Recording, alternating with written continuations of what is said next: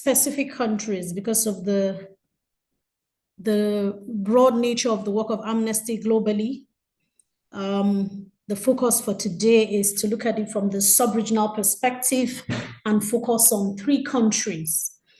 We'll be focusing on Gambia, Equatorial Guinea, and Nigeria. And to do justice to this webinar, we have a panelist of 3 people who will take us through the sessions. I will therefore introduce our panelists. Our first panelist will be Michelle Eken, is our researcher for Gambia, Sierra Leone, Ghana, Equatorial Guinea. But the focus for that presentation will be on the Gambia. Michelle, you're welcome. We also have Martha Koloma, sorry if I'm not getting the names correctly.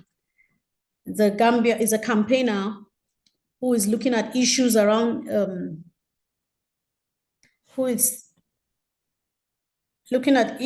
also around the same region, but specific also with Niger, but the focus will be on Equatorial Guinea. A presentation will be on Equatorial Guinea. You're welcome, Martha.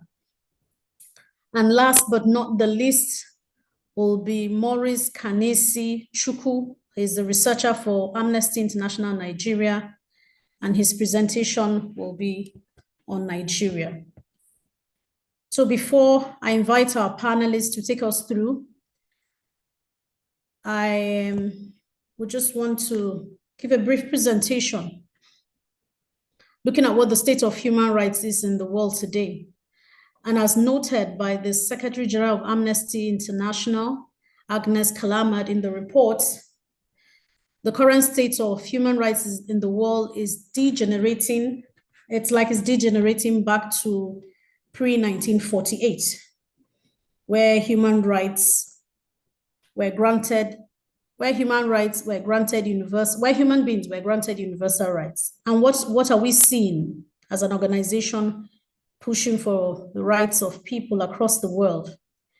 Democracies seem to be regressing to pre-1985, and that's prior to when Mandela was released before the Cold War, and also before the Cold War. What we're seeing based on the work that was documented last year, there have been situations and rise in authoritarian practices.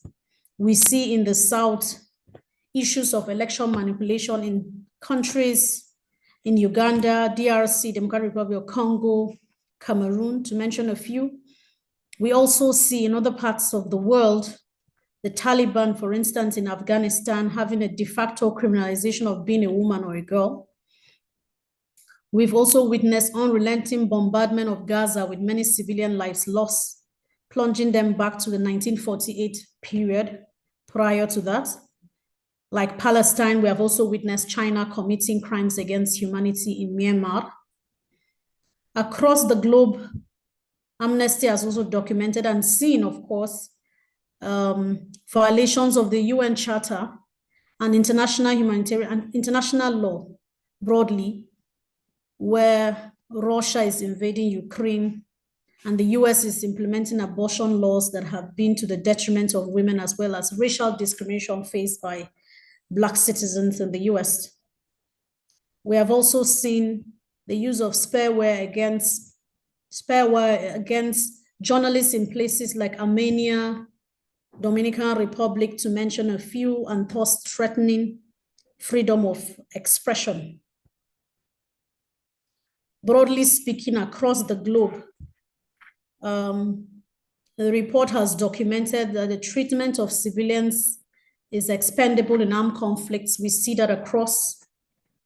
We also see a growing backlash against gender justice, and also disproportionate impact of crisis and climate change on marginalized communities. And in that regard, we see different things happening. So for instance, issues of climate justice, economic crisis, climate issues, there are lacks of social protection mechanisms to reduce these issues, leading to food and fuel insecurity, and also resulting in conflicts. hindering progress towards the Sustainable Development Goal.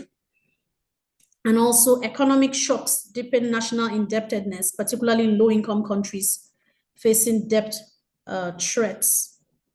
On gender issues across the globe, there's a backlash against gender intensifying globally. Discriminations against women and girls, LGBTQI, with governments undermining sexual and reproductive rights and failing to address gender-based issues, amongst others. And lastly, also threats on new and existing technologies, including AI, and a lot more challenges that are seen globally. Looking specifically to the Africa region, just to mention a few, because our panelists will do justice to that, we see issues around civilians suffer from armed conflicts in countries diverse, just to mention a few, from Sudan to Cameroon, Burkina Faso to Somalia. Conflict-related sexual violence persists. Survivors often denied essential support. Repression of dissent is not accepted, with excessive use of force on peaceful protesters who are exercising their freedom of expression.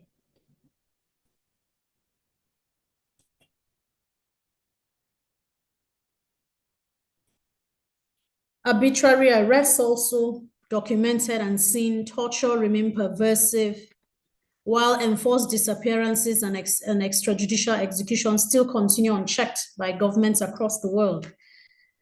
As earlier mentioned, of course, discrimination on gender and intersectional issues. And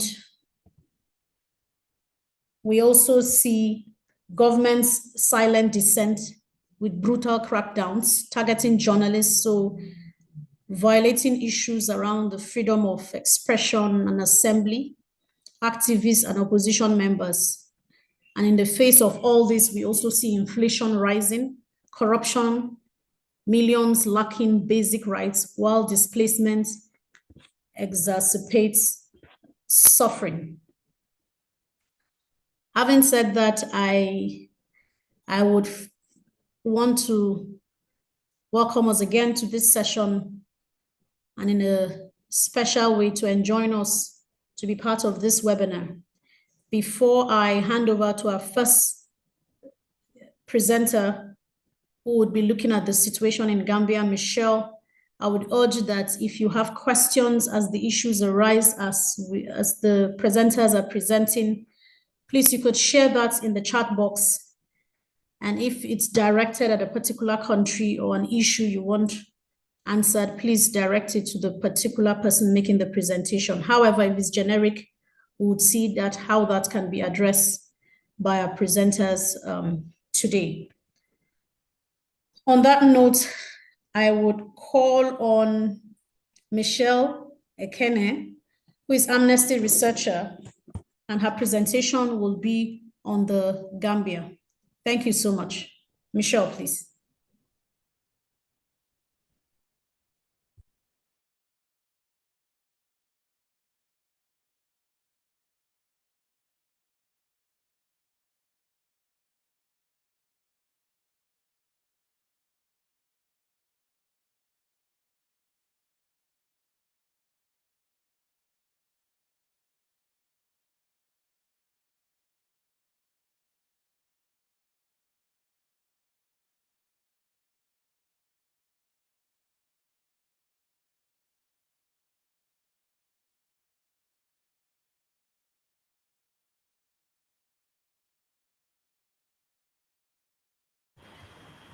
Hello, everyone, and thank you, Barbara. Sorry about that. We had some issues with the mic. Welcome, everyone. So I'm going to be talking about Gambia, as Barbara explained. Last year, we saw a progress in the fight against impunity in Ghana at the global scene as well as the national scene. We also saw a law passed against torture. Unfortunately, we still noted that freedom of expression is still threatened. We saw a setback in the women's and girls' rights. We also documented overfishing and the impact that it has on the right to environment. So the first topic we looked into last year was the right to truth, justice, and reparation. As I noted that there was improvement at the global scene as well as the national scene. So last year, we saw 2 trials in Germany and in Switzerland against foreign government, members of government of Yahya Jammeh, a former jungler in Germany and the former Minister of Interior in Switzerland for crimes against humanity when they were in power. At the national level, in May, the government published an implementation plan for the TRC recommendations, which include the creation of a special prosecutor office, as well as setting up a hybrid court with ECOWAS.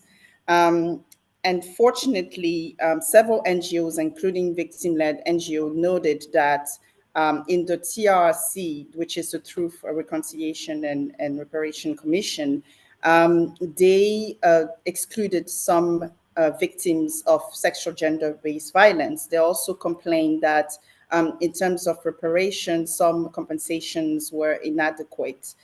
In July, the ECOWAS ended a case against the government concerning the death of Saldo. Saldo was a critic of Yahya Jammeh government.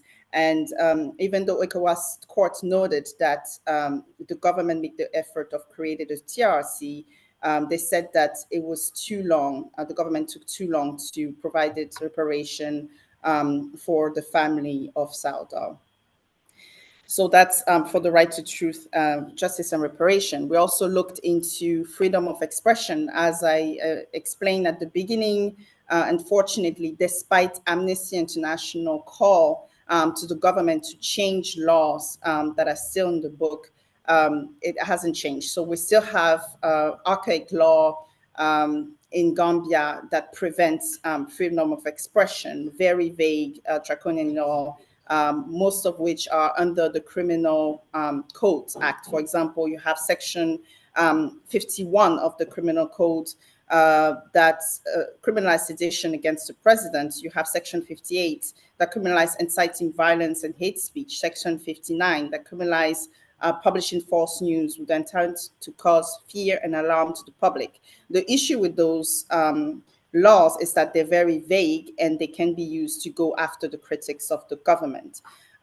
We saw a little bit of movement this year to change those laws. So we're hoping that the National Assembly would move forward, push forward, and change those laws because they've been used in the past to curtail critical voices. In June, the Gambia Press Union were decried that the attacks on 2 journalists at a political event, and they noted that there were 15 cases of attacks against journalists between 2017 and 2022 that were not investigated by the police. So even though we don't see enough improvement when it concerns to freedom of expression, especially regarding the laws, we did see improvement in the ranking of Gambia under the NGO journalists across border that noted that Gambia is 5th in Africa and 46th in the world in terms of freedom of expression, which was better than 2022. The third topic we looked into was torture. The National Assembly passed the Prevention Against Torture Act, which is really good news because it puts Gambia in line with its obligation under the Convention Against Torture. We're hoping that it will be authorized this year so that this act can be used to ensure prevention of torture and to go after perpetrators of torture. Finally, the fourth topic we looked into was women's and girls' rights. As I mentioned, unfortunately, we haven't seen enough improvement in that area. We noted that marital rape is still not criminalized, which means that a married woman is not protected within a marriage against violence, sexual violence. We also looked into female genital mutilation. Still in Gambia, 1 over 2 girls has undergone female genital mutilation. We did see a first conviction this year against female genital mutilation, which was good news because the law preventing female genital mutilation was passed, banning this practice since 2015. And it took almost 7 years to have, 8 years, 9 years even, to have the first conviction last year against 3 women who took 8 young girls, not even young girls, baby, between 4 months and 1 year old, to undergo female genital mutilation. So they were sentenced to 15,000 DRC or 1 year of prison. They ended up paying the fine. So this was a victory to have the first conviction for female genital mutilation. And unfortunately, we saw that since this year, this conviction led to another push to reverse that. So now we have a bill in Parliament currently to allow female genital mutilation and to lift the ban. So we hope that it's not going to be one step forward, 2 steps back, and we hope that this law would not pass. Still in women's and girls' rights, the UN noted last year that there were 117 cases of rape and 310 cases of other sexual gender-based violence just the first half of the year. So it was even more by the end of the year. We also looked into the rights of health. More precisely, there was a case that was started against the Ministry of Health and the health agency for the death of 60 children who died after drinking a cough syrup in 2022. The government also fired 2 executives of the Medicine Control Agency for allowing this medicine to get into the country. Finally, we looked into detail this last year into the right to a healthy environment, more specifically overfishing and the impact that it has on the community, coastal community. It has an impact on the socio-economic rights as well as the environment. We looked into that more specifically in Sanyan because in addition to fishermen fishing in the coastal area of Gamba, you have also foreign trawlers and discharge trawlers taking a lot of fish, more than they should, even coming closer to the shore that they should. And you also have fish meal factories taking a lot of fish at the rate of 4.5 kilos to make just 1 kilo of fish meal that is then exported out of Gambia for foreign Asian, European markets and American markets. So we advise the government, because this has a negative impact on the community that has less and less fish. So it impacts the standard of living. They are not able to afford fish anymore. It's difficult for them to find fish. It's difficult for them to work. That affects fishermen, that affects women drying fish, people smoking fish. It has a repercussion also on the environment, because you have less and less fish in the ocean. It destroys the ecosystem. And then the fisherman factory that operates close to the shore can also have an impact on the environment and of the smoke and the wastewater that's dumped into the ocean. So we advise the government to really limit the amounts of fish that foreign trawlers can take and fishermen factory can take, according to the needs of the local population and the ecosystem, as well as to survey the sea more to make sure that people comply to the restriction. So that's the topics we focused on last year for Gambia. I'm looking forward to your questions. Thank you. Thank you so much, Michelle. So many issues, and I'm sure members and supporters who are here, students joining us, guests here, would have noted what has happened. Lots of issues, lots of violations, but a couple of positives also noted with respect to the Anti-Torture Act. Glad to see that happening. Hoping implementation also goes on after that. Thank you so much, Michelle, for your time. Please, like I said before, if you have questions, put them in the chat box. And as we go on, we'll take up the questions at the end of the presentation by the panelists. I'd call on Martha Koloma, who would be giving a presentation on issues from Equatorial Guinea, what has been documented so far, 2023, and how it's what's going on there, and also what was documented from the perspective of Amnesty International. Martha, please. Thank you. Thanks so much, Barbara, for the presentation. As you said, I'm Marta Kulume, and I'm a campaigner at the Western Central Africa office working on Equatorial Guinea. So I'm going to be presenting the main concerns of Amnesty International on this country. I don't know if many of you know about what do you know about Equatorial Guinea, because sometimes for us it's a challenge for people to know what is going on in this small country in Africa, which is the only Spanish-speaking country in the continent. So Amnesty International has been working on the human rights situation and documenting the human rights violations in this country, in Equatorial Guinea, for decades. We have been one of the only organizations doing this kind of work, and it's quite important to denounce what is happening. So violations in Equatorial Guinea are constant. For the 45 years, the president, Teodoro Obiang, has been in power since a coup d'etat in 1979. And since then, we have been documenting several human rights violations, like, for example, arbitrary arrests and detentions.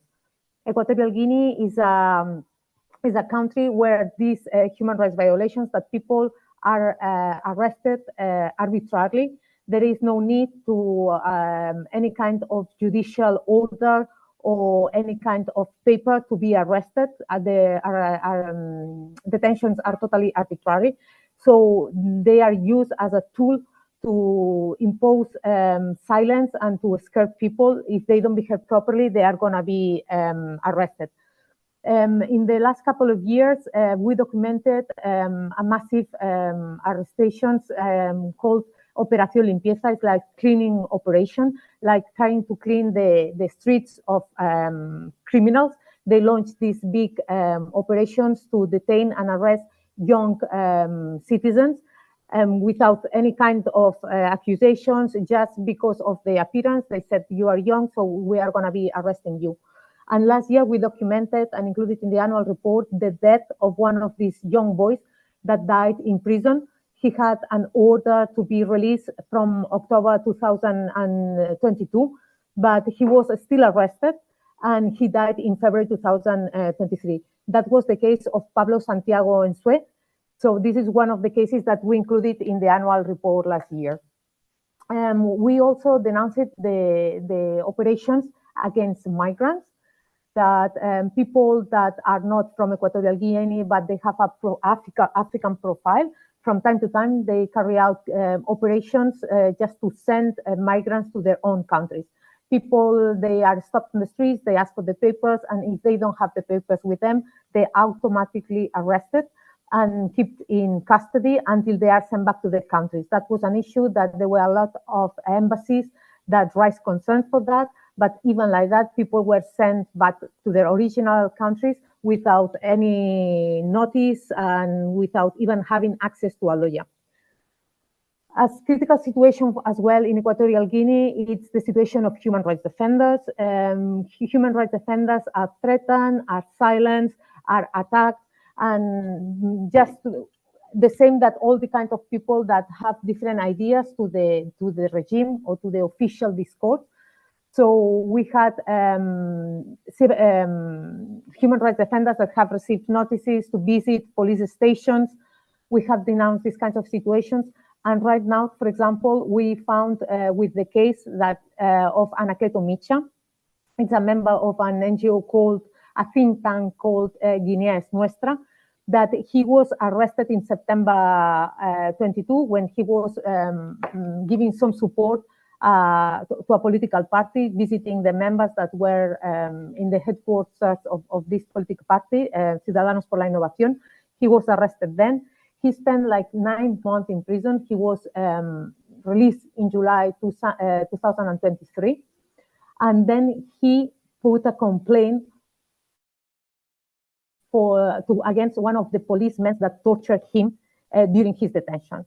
It's difficult to believe, but he was the one who put the complaint against the policeman, and then the policeman accused him of defamation, and he was arrested again.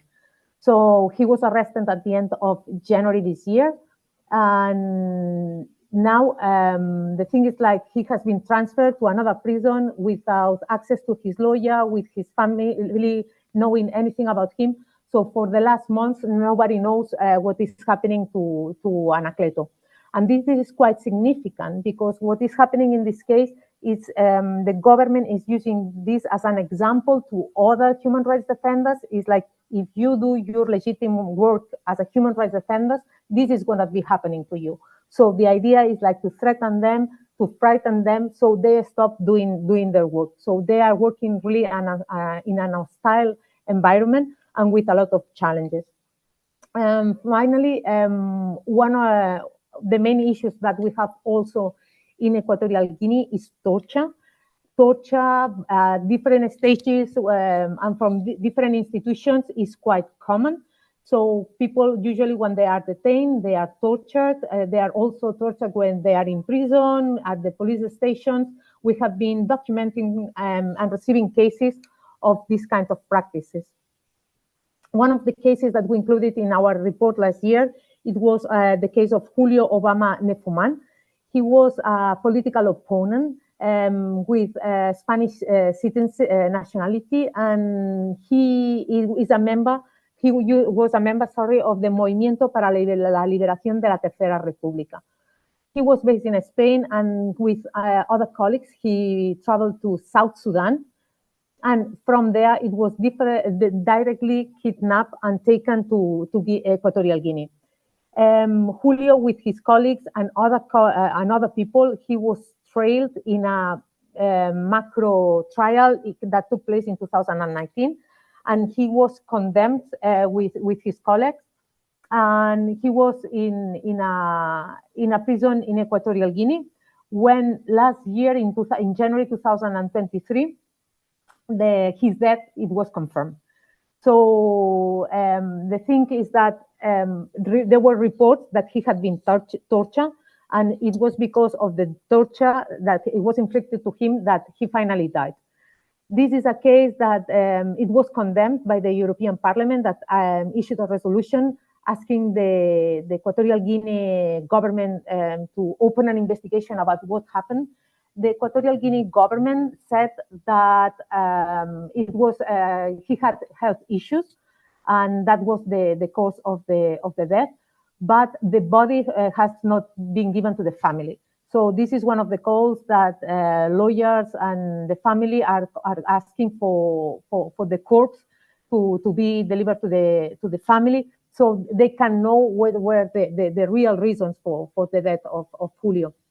So what happened to Julio is an extreme case, is that someone that died through across the torture that he received. But we documented several cases of people that were arbitrarily arrested or arrested with no reason, that were also tortured at different instances. So that is one of the main concerns that we also have about the human rights situation of Equatorial Guinea. And I think that they are the main concerns that were included in the annual report, and the ones that we are following.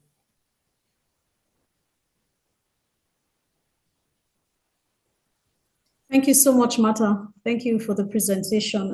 The case of Julio, quite disturbing, and also showing across different rights violations, from arbitrary detention to torture, death in custody, and then, of course, depriving family members of having access to his body, and then, issues also around freedom of expression and the rights of human rights defenders, a thing of concern. Thank you so much for that presentation. I see questions. There are already questions on the chat box, and I also see one person has raised his hand. Could you please allow us, Kabalu, if you don't mind? If you can just do a thumbs up if you can. If you don't mind, we get the last presentation from Nigeria, and then we can take up questions, except it's very pressing. We just want to do that all at once. I hope you understand that. Thank you so much. On that note, I will call on the last presenter, not the list, Maurice Kanasi Chukwu, who is a researcher for Amnesty International Nigeria. Maurice, please. Thank you so much.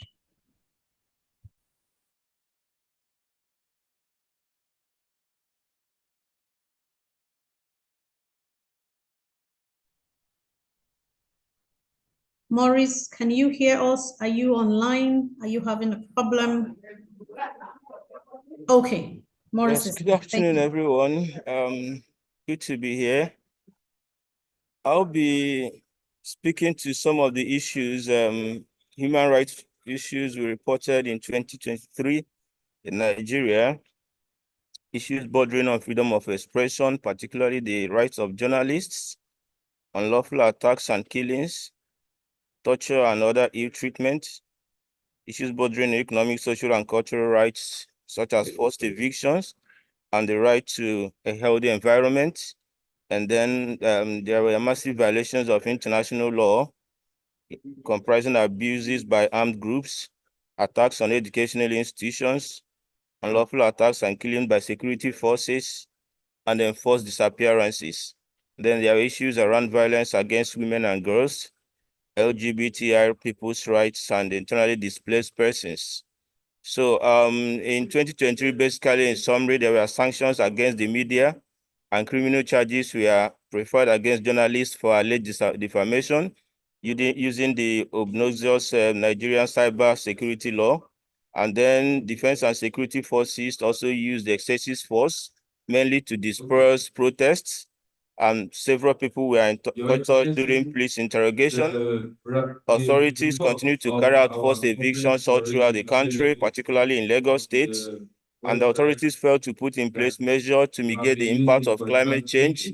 There were massive flooding in Nigeria, leading to deaths and destruction of properties in hundreds and thousands. And then all parties to the armed conflicts, both in the southeast and in the northeast, committed violation of international laws. There were cases of forced disappearances in Nigeria, particularly in the northeast and in the southeast. And then sexual and gender-based violence continued and remained rampant across the country in 2023. Several people were charged, particularly men, under the Same-Sex Marriage Prohibition Act of 2014, which in effect carries a 14-year imprisonment. And then some internally displaced persons, owing to the conflict in the northeast, they lack sufficient food and access to basic amenities. So as time permits us, we'll proceed to give some of these examples, particularly last year. The abuse of the rights of journalists, particularly stifling of freedom of information, was very rife across the country. On 14th March, the Nigerian Broadcasting Commission fined 25 radio stations and TV stations over their comments made by their guests during the build-up to the general elections of 2023. And then the Nigerian Broadcasting Commission continues also to fine specific television stations targeted. Particularly, Channels TV was fined about 6,540 USD for views expressed by a political campaigner who is the presidential candidate of the opposition Labour Party during a TV program. But then on 10th May, the Federal High Court Abuja, a Federal High Court sitting in Abuja ruled, and this is quite an impressive and welcome judgment, that the Nigerian Broadcasting Commission has no right to impose fines on journalists and broadcast stations. And then freedom of expression continued to be stifled. A Labour candidate supporter, Chude Franklin Nnamdi, a journalist, was arrested and detained for several years under the Cyber Crimes Prohibition Act. This happened in Anambra State. And then the authorities withdrew the accreditation of about 25 journalists from covering the presidential, villa, giving vague reasons of security concerns and overcrowding over the press gallery area. But this was in effect an attempt to continue to stifle freedom of expression, particularly in from media houses that are perceived to criticize the activities of the government. The NBC, despite the court ruling, continued to issue warnings to TV stations. This was on October 7th, and gave them final warnings for criticizing the president. And then, of course, the most striking was the manhandling of the president of the Nigerian Labour Congress, Comrade J. Ajero, who was beaten and blindfolded by the Imo State government. Imo is one of the 36 states of the country over protests against unpaid wages and salaries and pensions. So over the year, throughout last year, journalists had a lot to contend with the authorities for doing their job, particularly when they carry out investigative research. Most of them were targeted for alleged criminal defamations because their reports indicted those in authority. A particular case is that of Abba Jalingo, who continued to face criminal charges over a report he made against a family member or relative of former governor of Cross River State. And then on 7 February last year, journalists Gidado Yashao and Alfred Elufemi, they were convicted of conspiracy and defamation over a report on drug abuse by state authorities. And then on April 18, a police officer assaulted a photojournalist for covering a protest of aviation union workers. Of course, Comrade Moyole Sowore, prisoner of conscience, continued to face prosecution in last year for calling for protest over socioeconomic affairs in the country. Luckily, following intense campaign by Amnesty International, the charges were dropped. The treasonable felony charges were dropped early this year, and he continues, however, to face cyber stalking charges. And then there are also been another thing we reported was issues relating to unlawful attacks and killings, which are rampant in the country all through 2024. Particularly the killings by police, and there was a particular case in Edo State where a young gentleman was killed because he refused to give a bribe of 100 naira, which is about $0.13 in Delta State. And then, of course, we all witnessed the leaked government memo on July 19th in Lagos State that revealed that the government of Lagos State had in its possession 103 bodies of people killed during the EndSARS protests in 2020, and they have concluded arrangement to carry out mass burial of those bodies. Following intense campaign by Amnesty International, the burial has been suspended as Amnesty demanded for the identities of those 103 individuals. So also in that same year, we also saw the conviction of the police officer Dramadi Vandi, who was also convicted by a high court in Lagos State for killing the pregnant lawyer who was killed on the 25th of December, 2022. And then in relation to torture and other e-treatment in 2023, this also remained rampant across the country. On July 30, a certain Faiz Abdullahi died in police custody in Kaduna State, after being tortured during investigation. He was a young man. And then Abdullahi Tuko Alba, a 70-year-old student, also died in hospital following torture during interrogation after he was picked up by the police on 5th August in Yola, Adamawa State.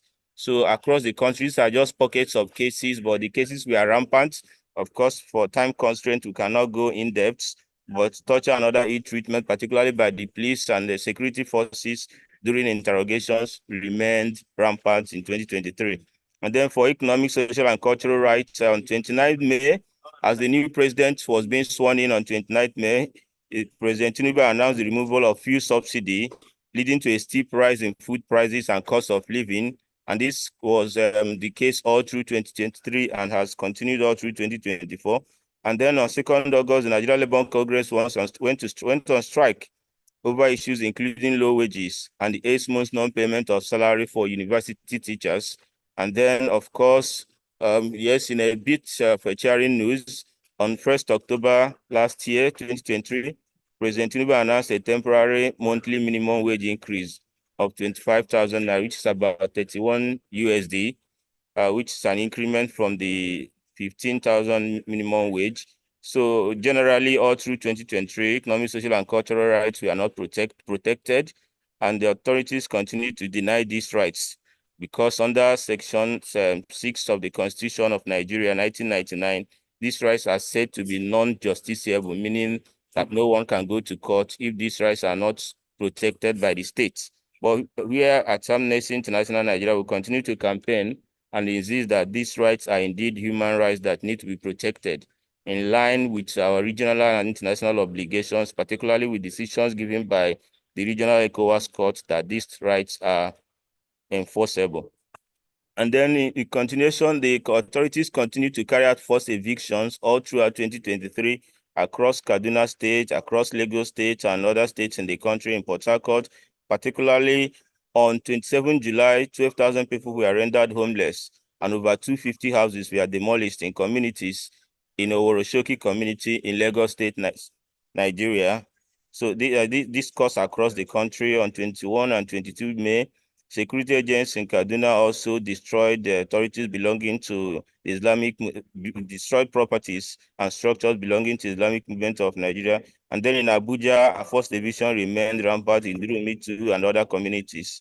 Of course, right to a healthy environment is part of the things we canvassed for in 2023. And the authorities failed to put in place adequate measures to mitigate the impact of heavy rainfall and flood caused by climate change.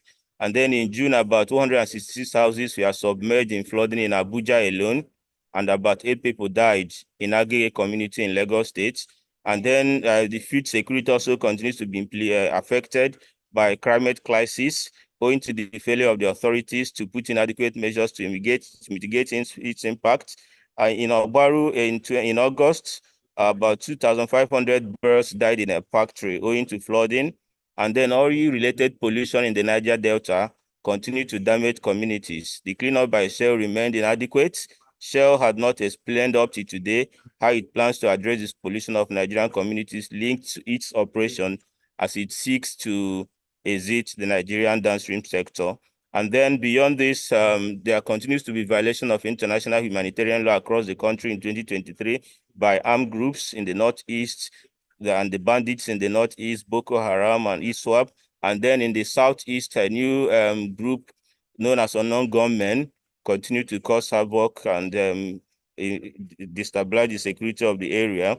On 23 January, the government beheaded Christopher Ohizu, a local government administrator in Imo State, Southeast Nigeria. And then on 5 and 6 April, government killed at least 46 people in the village of Umogidi in Benue State. On 22 August, Boko Haram fighters abducted over 40 women and girls in Mafo local government area of Borno State.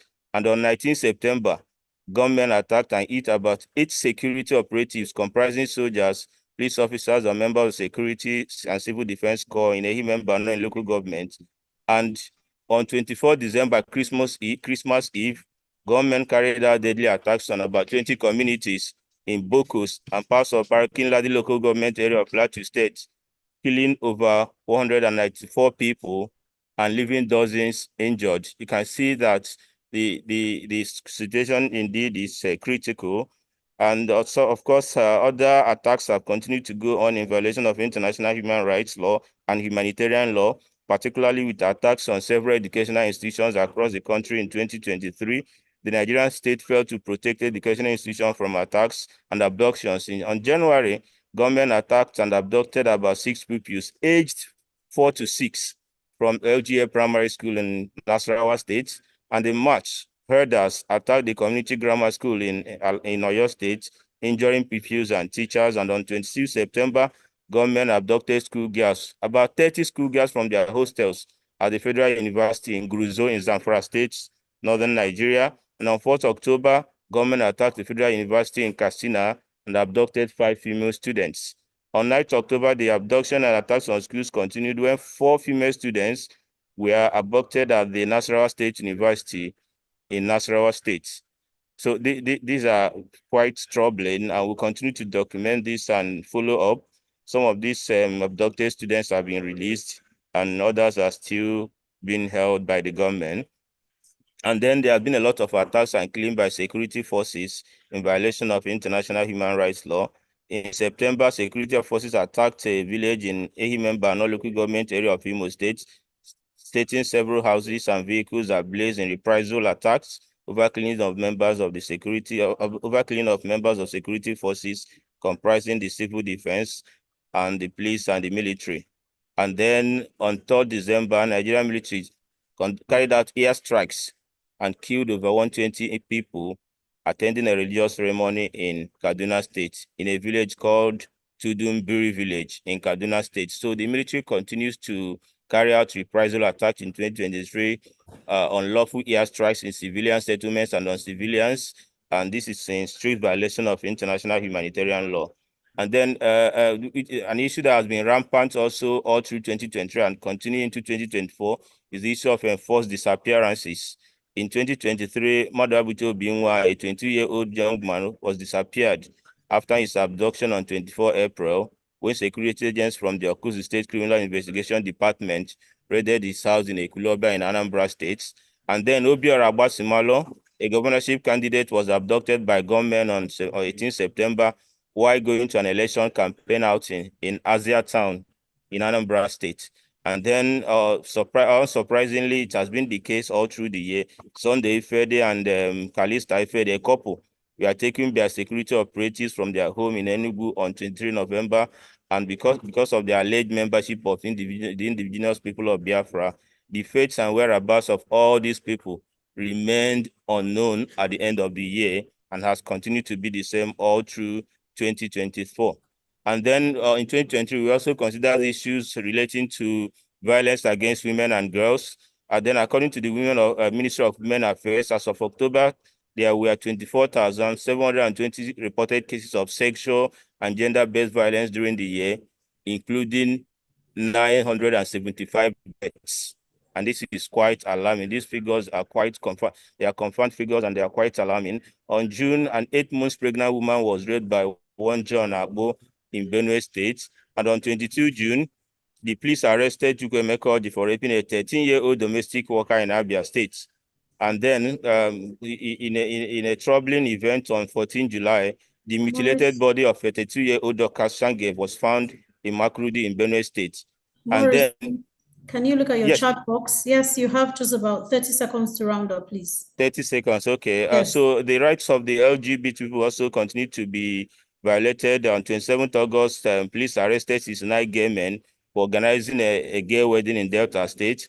And on 4th September, they were charged under the Same-Sex Prohibition Act at the High Court in Delta State, and they continue to be detained in prison, and their trial is ongoing. And then on 19 September, they were granted bail, of course. And then on 22 October, 59 men and 17 women were arrested at Dua Plaza Shopping Mall in Gombe State for allegedly holding a gay birthday party and planning to hold a gay wedding. While finally, the rights of internally displaced persons, those that have been resettled, continue to be violated, and as they lack basic amenities, including adequate housing and sanitation facilities. Thank you very much. Sorry, I had to rush this. Thank you so much, Morris. I allowed you about 1 or 2 minutes more because Martha actually had extra time, but thank you so much. Enormous issues, enforced disappearances. I see correlation with issues on torture as it's applicable also in the Equatorial Guinea, issues of economic and social cultural rise, forced evictions, climate change resonating with when we started, I mentioned the preface by the Secretary General of Amnesty International, issues around climate change, but also issues of cleaning by Shell, which we're aware it's exiting Nigeria, yet to know what the plan is. And also, concerns around regulation of the media, and that also resonates with HRD issues in the Equatorial Guinea. And also to mention, initially, I didn't mention the issue of Equatorial Guinea, the prolonged, whether we would call it, I'm not sure we can call it a democratic government in Equatorial Guinea, having been there for so many years. Thank you so much for your presentation, Morris. Before we go into the questions, I see so many questions. I see also people wanting to volunteer and be part of Amnesty International. Thank you, Desiree, for sharing the link. If you look at the chat box, Desiree has shared how to become a member. If you click on the link, it will give you the instructions on how to complete that. Before I go into some of the questions that are on the chat box and maybe open up for others, initially we had Kabalu Kalonji, whose hands have been up for about almost 20 minutes. Please, the floor is yours. You can have the mic, please. And please, can I just ask that if you are making a comment or a question, let's try and make it as succinct as possible. As much as there are so many participants, and to allow the presenters to respond. It would be good if we can stick to a direct question or to a comment, maximum of 40 to 60 seconds, please. Thank you.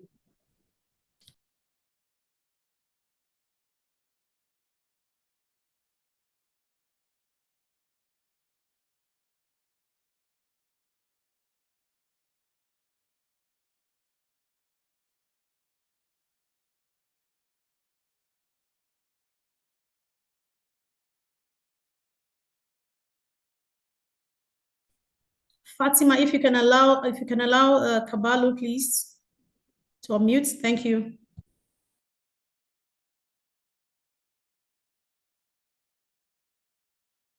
Okay, while that is being sorted out, to save time, I will just read through the questions while that is being sorted out. Once Kabalu is up, I'll take note of that.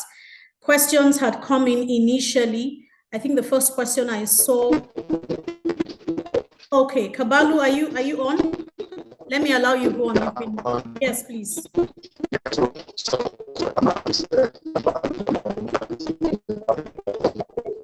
Sorry, please. I can't hear you. I'm not sure if any of the panelists, can you hear him?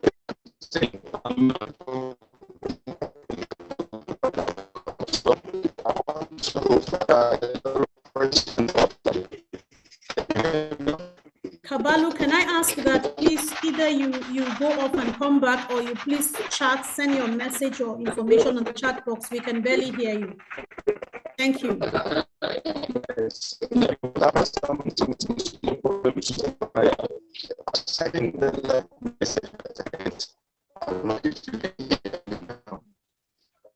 Unfortunately, I didn't get that. Maybe if any of the panelists got it, please draw my attention to it. I didn't get that because the network is not clear. So sorry for that. Please use the chat box because of the network, or go off and come back. Thank you so much. I will take one more person who has raised their hand. Adamu Suleiman Bawa, please. Hello, thank you for this opportunity. I remain Adamu Suleiman Bawa from Sokoto State, part of Nigeria, Northwest. My question is, I'm full member of Amnesty. I support them. The only question, last year they sent me a mail that if I want to become international representative, which I said yes. They asked me since last year, November, they will send the document for me to register. Up to now, there is no any response. Thank you. Thank you so much. We've taken note of that. Adamu, can I ask, just for the records, can you know the email, you've sent it, can you just resend, and we'll draw the attention of the relevant department that is in charge of that. Thank you.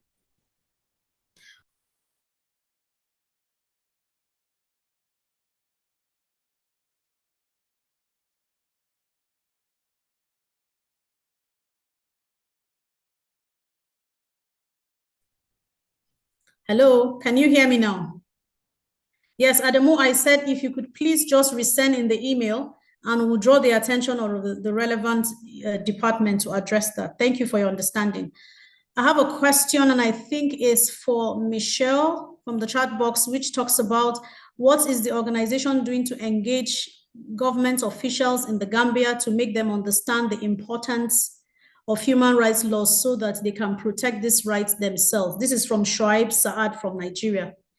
Another question here, I think this same person has to do with membership. Please use the link that has been shared by Desiree if you feel you still want to express yourself via an email, depending on the country, but in the if you go there, you would be able to use the link. But of course, for those that I can see that are Nigeria specific, you can send via the email you've always engaged with, info@amnesty.org.nigeria. It will be responded to.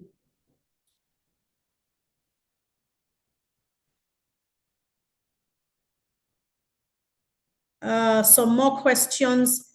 Another person, Fine Ologboroko, says,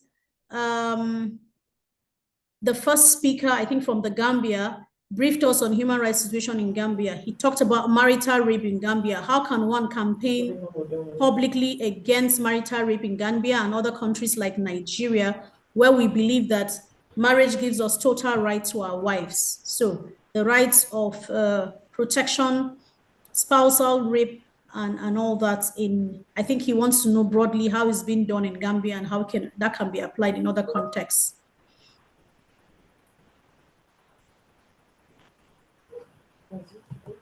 Okay.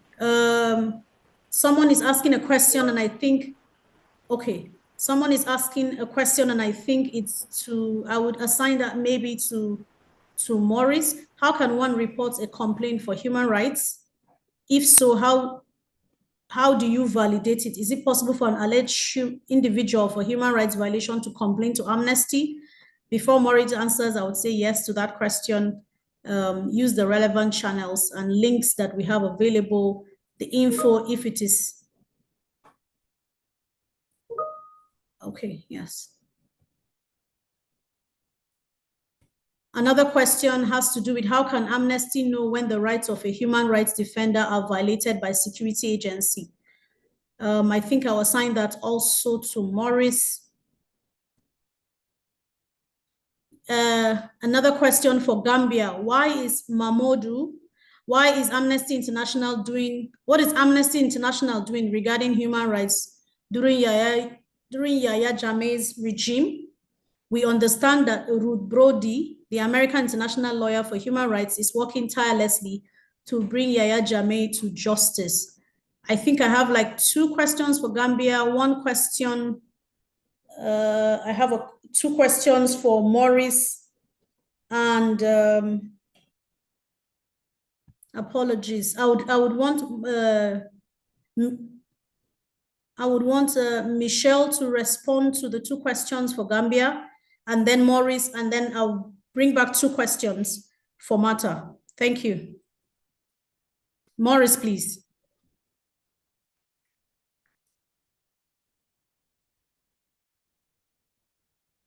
Maurice, are you available? If Maurice is not here, please, Michelle, can you pick up the questions that were asked too for Gambia? Yes, Barbara, thank you. I believe I heard 3 questions, so I'll combine 2 and then I'll answer the other one. When it comes to what we are doing to inform the government of human rights violation and how they can better human rights, that's something we do constantly. So when we're working, we're always trying to engage the government. So, for example, in 2021, we did an analysis of all the laws in Gambia that could violate human rights. So we did a list of all the laws that the government needs to change to put it in line with its human rights obligations. And when we did that, we tried to engage with the government to present that research to them. Unfortunately, we were not able to meet with them, but they did see our analysis. They responded to it publicly. And we saw that afterwards, the law for the against torture was passed, which was a good news.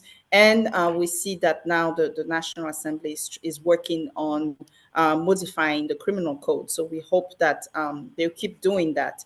We also met with all the candidates, with all the major parties during the elections, and we presented them with the human rights agenda. We had like, I think it was 10-point agenda with different social, economic, civil, and political rights that are important to maintain in Gambia. And we had them sign, most of the party agreed to sign the human rights agenda, which basically bind them to respect human rights when they are in office.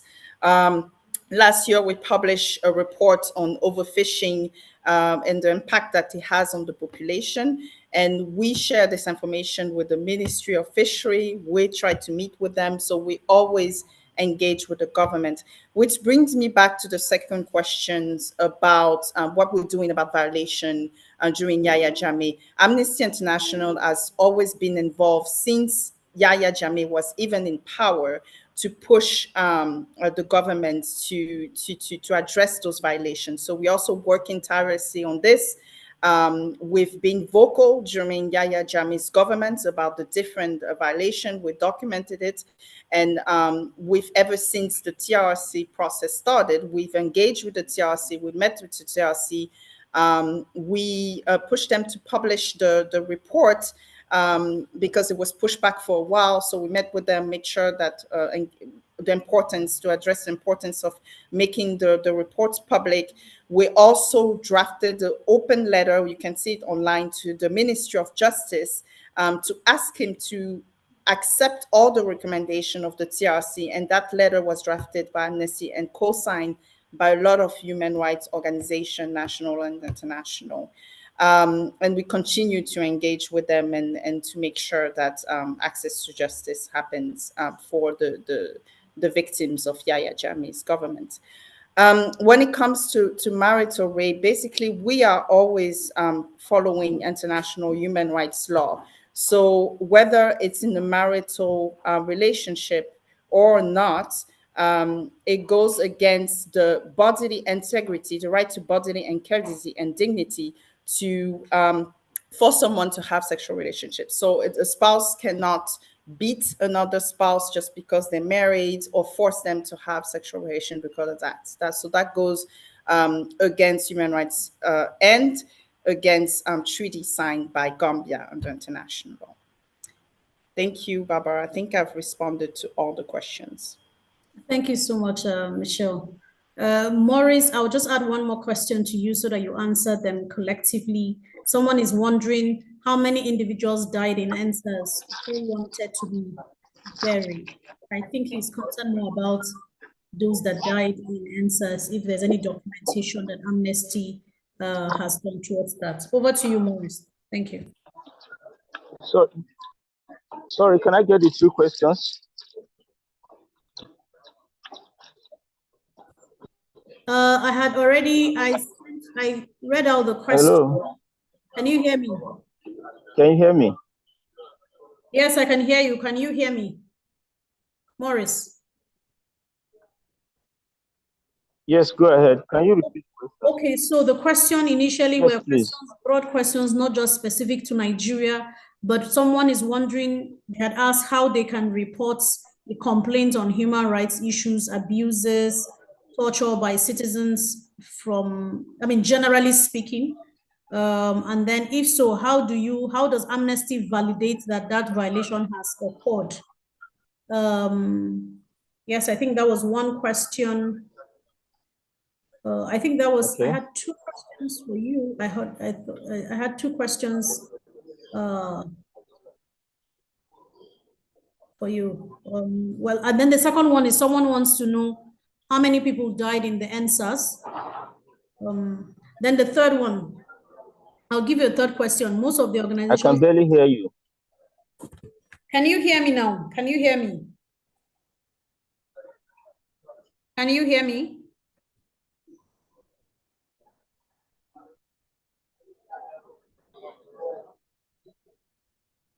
Can you? Yeah, the line is breaking. Okay, can I have a thumbs up if anyone else can hear me? Just Kabalu, can you just do a thumbs up and then I know if you can hear me?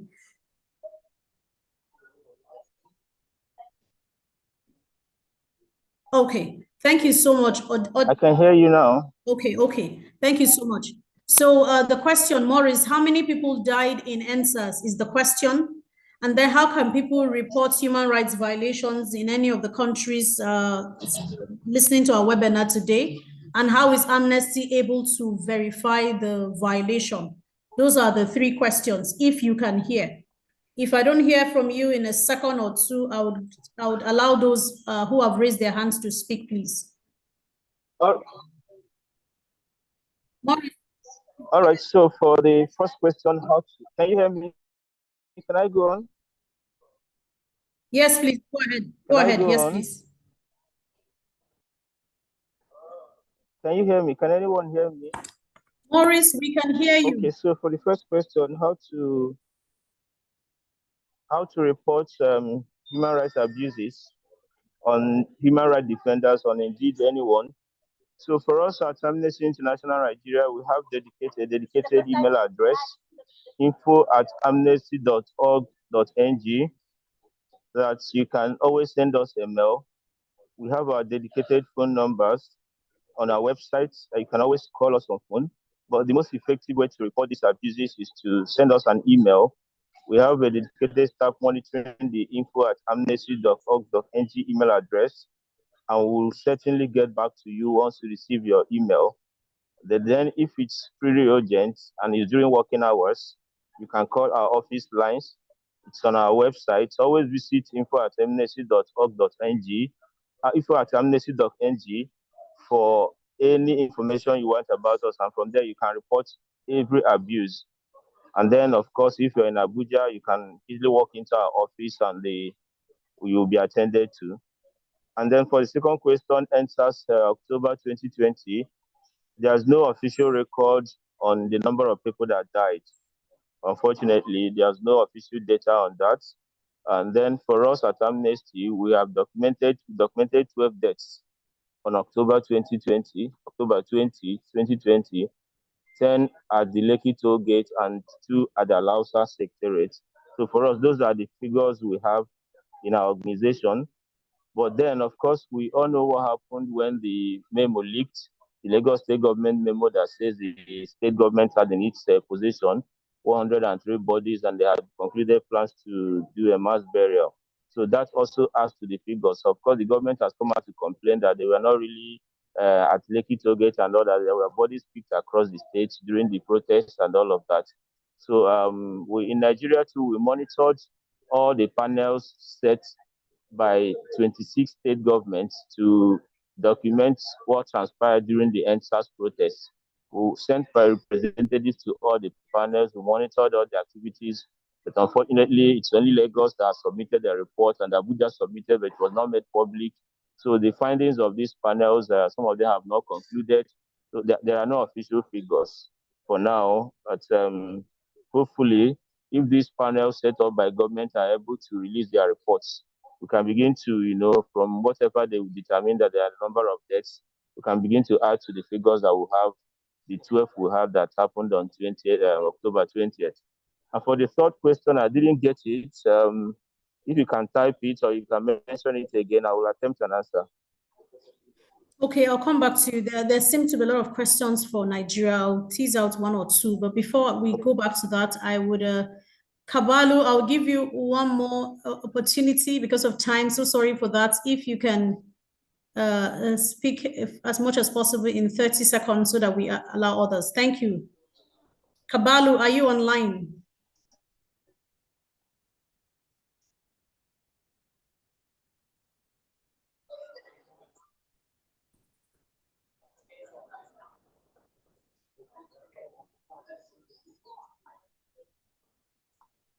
Okay, Kabalu, are you unmuted or?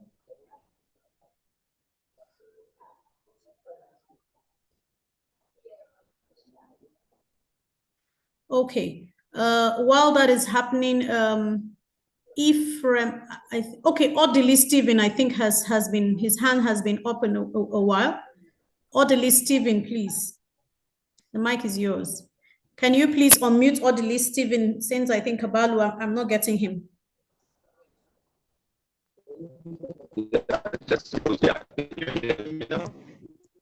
Good afternoon from here. Am I? Okay, Odili, I've muted you, sorry, so that Kabalu can speak because he was, yes, please, Kabalu, in 30 seconds, and please, if it doesn't work, kindly please chat in the box, please. We have our French colleagues here, they will be able to interpret for us, so even if you're speaking French, I don't know what language, but please do that, yes, thank you. Yeah. Very faint, very faint again, very faint. I'll please plead with you to please, your bandwidth is saying is very low. Can I please plead with you to include it in the, yes, please, thank you. Can you please unmute Odili? Odili, please, thank you. Okay, good afternoon, my wonderful sister. I want to sincerely thank AI for their effort, globally holding government of respective countries to account. But then talking about human rights violations, from the account given or report given by our respective speakers here, the judiciary was not seems to be mentioned. because we have what I call judicial rascality. Rascality, when this right of citizens are violated, what the judiciary sets this government or police or army free from, paying compensations. How do we get judiciary to account? That is one. Secondly, government is a system. Government is a system. Then the actors are human individuals. For example, Nigeria previous regime, Buhari administration, we witnessed a lot of killings, violations of human rights. Then we said that it was, enjoying immunity, that nobody could touch him. But right now, those actors are no longer state actors. They've gone home. How can Amnesty get them to account? Okay. That is second question. I have final one, sorry. I will be very yes. 5 seconds, please. Thank you. Okay, thank you, my sister. Now, again, look at what happened at Okwama in Delta State, where the army went in there and killed people and covered up what they did. Because up to today, we're still asking who called the army? How did they get there? But army was able to sell propaganda across board and said that people attacked them. That was what they told us, and they massacred this community. The same thing happened at Nnamdi Kanu's residence in Abia, and they killed him, and they killed many people there, including animals. You can imagine, and the young man escaped from the country. What are we doing now? The young man was given clearance by appeal court. He was set free. Yet judiciary convened the same meeting the next day and returned the man back to court. Thank you. So what are we doing to get this right of individual violated, as in to get them free from these things that we are locked up for not doing anything offensive against the state, or state using their powers against them? Thank you. Thank you so much, Stephen. Like I said, please kindly stick to 30 seconds as much as possible so that we can attend to everybody's question. Thank you, my sister. Yes, please. Before the question you asked, Stephen, would be given to Maurice. Maurice, just take note of Stephen's question. In the meantime, I have some questions for Equatorial Guinea. What is the response of Equatorial Guinea's government to AI's campaign against human rights abuses and torture? That's for Equatorial Guinea. We'll come back to that. And I think I would also add that for Mata, I know this is specific to Nigeria, but would like to hear, I think it's the movement, one global movement. So someone is wondering, apart from taking data and reporting human rights, how can Amnesty International defend people around the world? How punishment? Okay, I'm not sure this is so clear, but generally, how, apart from data documentation, data collection and reporting, how can Amnesty defend the rights of people across the world? How does Amnesty do that work across the world? That question is for Martha. I would allow Dr. Osagi Eweka, one more, please, as much as possible, 15 seconds, please summarize. Thank you so much.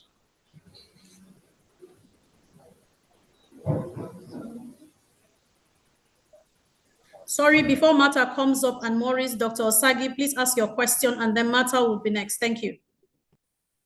Yeah, thank you for having me. I want to quickly ask a question, and this question is directed at Mr. Maurice. I thought in this course of presenting, some of these research and findings about, human rights abuses and the conditions of social and economic, welfare of the people in Nigeria. He mentioned that there was a case of killing of a commercial bus driver over his refusal to part with 100 naira in Edo State.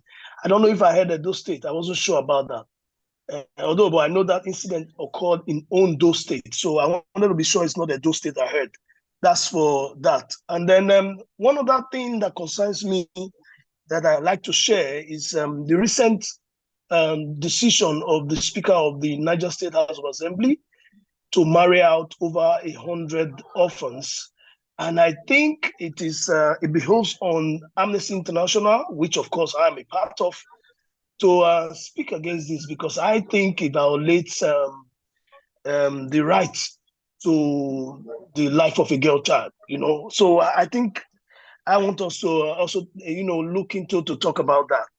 I think that's my contribution thus far. And then I've asked my question by writing, and then you have directed it on the Equatorial Guinea, and then that's all. Thank you very much. Thank you so much, Dr. Osagi. Please, Martha, thank you.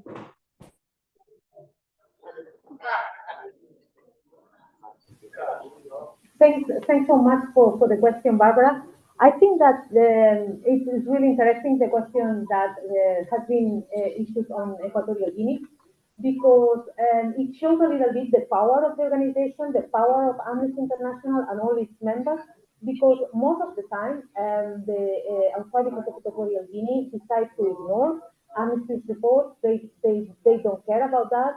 I think that is this kind of sense of full impunity that they think that they don't have to be accountable. But as Amnesty, we persist producing this kind of reports, and what we do is like a lot of campaigning and advocacy to give visibility to this situation. So they decide to ignore our messages, they decide to ignore our concerns, but Amnesty, because of the strength that we have with our members around the world, we do a lot of campaigning and advocacy to give visibility to the situation. So we work with government. When we issue something from this office, from the regional offices, then it goes everywhere in the world. It goes to Argentina, it goes to the US, it goes to South Africa. So Amnesty members engage in the work that we do. They put pressure on their own government. So at the end, there is a moment that the government of Equatorial Guinea feels so much pressure from companies that want to invest in the country, and they are listening that human rights violations are taking place.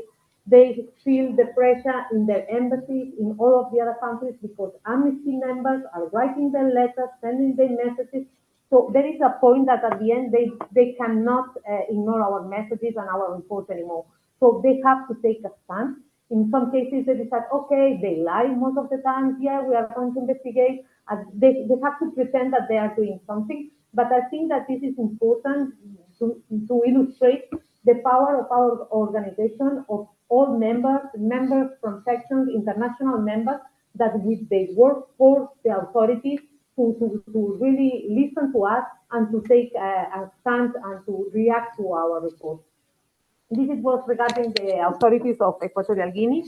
And regarding how Amnesty can help people, I think that we have to start saying that Amnesty is a campaigning and an advocacy organization. This is our work, and this is how we defend people. So if we receive the case of someone that has been victim of a violation of human rights, we document these cases. This is the work of researchers, documenting why this is happening, verifying the information that we receive. And then from there, we issue different kinds of publications. It can be a press release, it can be an urgent action, it can be a case that is included in a report. And from there, people, we analyze also the case because there are people that want to be anonymous because the fact of dealing with Amnesty can become counterproductive, but there are other people that they don't want to put their names. So we illustrate the situation in that country. We try to engage international community. We, in many cases, people then use Amnesty report when they want to apply for an asylum. They want to explain the situation that they say, Amnesty documented my case. And this has an important value for the person. Some other cases and some other circumstances, what we do as well is like to put this person in contact with other international organizations that can support the case in different ways. So at least, we decide if this person is, we want to lower the profile in terms of he's a human rights defender. This person can be out of the country for a few months and then come back. We can, create some kind of solidarity network to protect this person. So we do different kinds of work in terms of campaigning and advocacy when we receive these kinds of cases to protect these victims of human rights violations. Thank you so much, Martha, for elaborating on it globally, but also specifically to Equatorial Guinea. I see lots of questions around membership and reporting. Please use the link that Desiree has shared. You would get the right responses there. You'll be able to register as a member, and then the relevant units will take it up from there. Thank you so much for that. I think majority of the questions here has to do with membership and how to report human rights violation. For those that are country-specific, Nigeria, I see a lot of questions around how to get, like we said, please use the available links and also do the needful register, and then you'll be contacted. I would give 10 seconds. Shoaib, I think I had already asked your question. Maybe I'll come back to you if time permits. Temple Bright, can we hear from you in 10 to 12 seconds? I'm conscious of time and responses and participation of more members. Temple, please.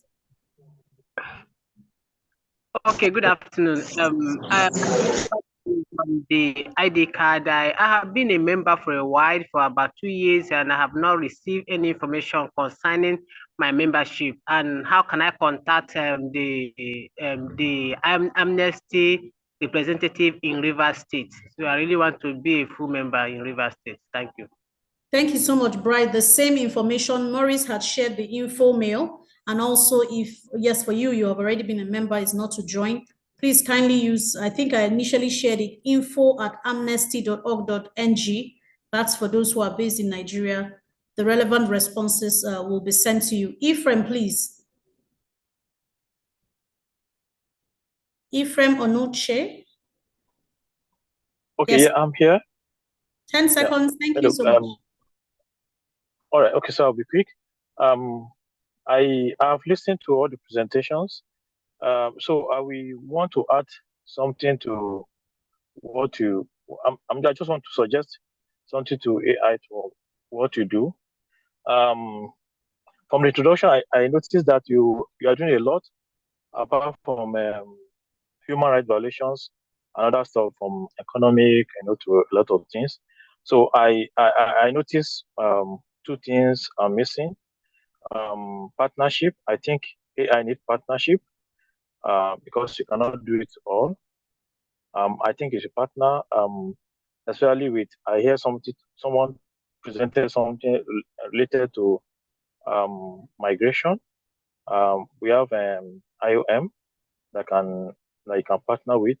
The other thing related to economic, like other organizations, WFP, FAO, that you can partner with, and that is one. Then secondly, I also want to talk about advocacy. I think we as AI, you need to say yourself visibility. We need to increase our visibility as much as we can. And thirdly, I listened to a presentation from Maurice from Nigeria. I saw it covered a lot of things. I would also want to have an extension to next time when you're presenting from all the presenter. After the data collection, the data you provided from your presentations, we also want to know what is Amnesty doing, particularly to reduce or to mitigate, and then what is the way forward, so that we want to know all the stuff. And so that is my contribution. So advocacy is very, very important. We need Thank you so much. Yes. Do a lot of advocacy. Thank you. Thank you so much, Ephraim. Thank you for the suggestions and the willingness to collaborate. Thank you so much for your time. I see someone asking, I want to believe if it is Niger State, then the earlier responses on Nigeria applies. But if it is Niger, maybe I'll ask on Michelle to help us. How do you report violations on human rights by government? What are the relevant channels for reporting purposes? What can or can't you submit as far as evidentiary facts? This is quite very, I don't know whether the person is from, we have Niger State in Nigeria. I'm assuming maybe the person is from Niger also. So if there's any way, maybe for people, of course, we're doing this sub-regionally and not just looking at Nigeria. How can others do? I think generally everything applies, but if there are specifics and any information you would want to share, Michelle, please, we wouldn't mind you to share that with our members here and on this webinar. Lastly, to Maurice, I want to add this. There's a question around, yes, okay, the person says, I mean Niger Republic. So Michelle, the person actually lives in Niger Republic. Lastly, to Maurice, Someone is asking about the airstrikes in Kaduna. What have we done? What has Amnesty Nigeria done about it so far? I would give Michelle to respond, and then Maurice, you take it up. Thank you. Thank you, Barbara. There are several ways that you can contact Amnesty, even the general email, and I think we're interested in hearing from people. So most of the time when we start to investigate violation, it comes from people on the ground that observe something, that contacted us, whether it's through our social media or the general email address. And it could be the way to evidentiary fact. It could be photo, it could be videos, it could be documents, evidence documents. So there are various ways that we can look forward into a violation. Obviously, we are not able to look into every single violation. It depends on the time and the capacity that we have, and also the ways we could verify the information. So sometimes it's more easy than in some countries and in other to be able to verify information. So that it depends on it goes by case, it's on a case-to-case basis. Thank you. Thank you so much, Michelle. Maurice, lastly, Maurice has added also the Nigerian email, but just the response, can you respond to the question from, I think it's Odili, and also, yes, the last question I just read about Kaduna. I have 1 minute left, as much as possible, just summarize. Thank you. All right, thank you. So for the question on reprisal attacks in Oklahoma, we are monitoring the situation. We have spoken to all the parties involved, and we are working on coming out with a statement, and then we can take it off from there. So it's something we are monitoring. We are working on it. We've done quite a lot. It has not yet been released. So we'll continue to monitor and document, and we'll come up at the appropriate time when we have a clear picture of all the issues, and I've spoken to all the individuals involved, and we'll come up with a statement. And then on Kano's continuous trial, is also something we have written extensively in the past. We have worked on in the past. I invite you to take our websites and just Google Amnesty International Nnamdi Kanu. You'll see a lot of work we have done, and we'll continue to monitor the proceedings in courts, and continue to advocate and put pressure on the government to ensure that the right thing is done at every point in time. And then how can we defend human rights aside the report we present? That's a very good question. In addition to this report, of course, someone mentioned that advocacy. We carry out a lot of advocacy. We carry out a lot of online campaign. We visit the authorities. We write them. These are things we don't publicize. We write the authorities. We write the government, the military, whoever is involved. We visit them. We continue to make our position known. And sometimes we go to court. Presently, we are in court at the ECOWAS court, where we have filed a case of against victims of forced disappearance in the Northeast, and all the violence in the Northeast and all that. So many individuals have been disappeared by the authorities. They are presently in court against the Nigerian government, trying to enforce the rights of these people. We are also planning to do other litigations that will be far-reaching. So beyond the reports we present, we do a lot of other work. And the people always say reports. These reports, if you see the influence, the positive impact of this report that we document, you'll be amazed. We engage with the authorities, and we know how we put them on their toes. Some of the serious violations that do not take place is because they will say we don't know what Amnesty will say or do. So we quite appreciate the impact of what we do, and we also hope that people get to see them and also continue to encourage us.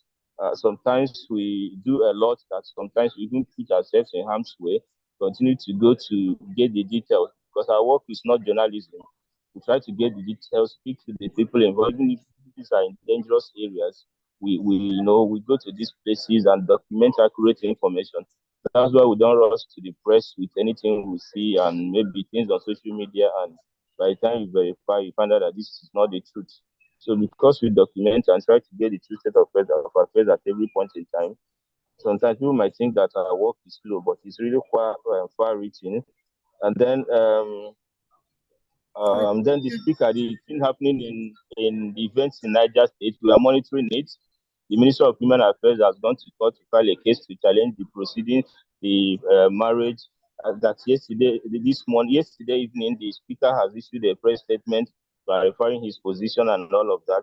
We are monitoring everything holistically, and we are coming up with the right information that would critically address the issues.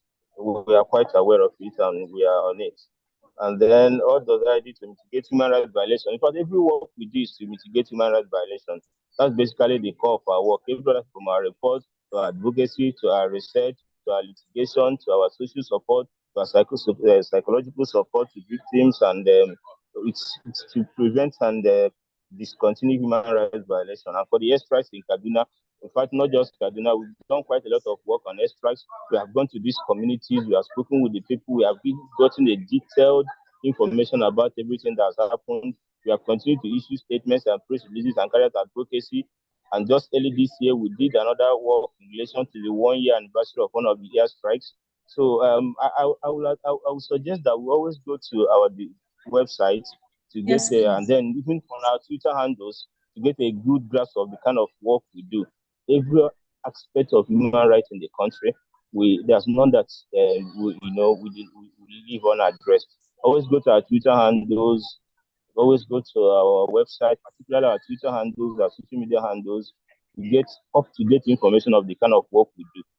And we are glad that we are part of this, and we'll continue to collaborate. Someone mentioned collaboration. Amnesty is collaborating a lot due to globally and in every other place, and we'll continue to engage to see that these violations and abuses are brought to a stop, and indeed everyone is able to enjoy his human rights. Thank you very much. Thank you so much. I'd love again Maurice to answer, because there are so many questions from different people. People still popping out questions. Because of time, so sorry, we are even above time with about 4 minutes. So sorry, we're unable to allow everyone to speak. Please, as we've enjoined you, kindly visit our website. Most of the questions are there for those wanting issues around membership, those wanting to understand. I see someone is asking about the office in Liberia and the particular location. Please kindly visit our website. A lot of these informations are already there. Unfortunately, I don't have the exact address to give you on that.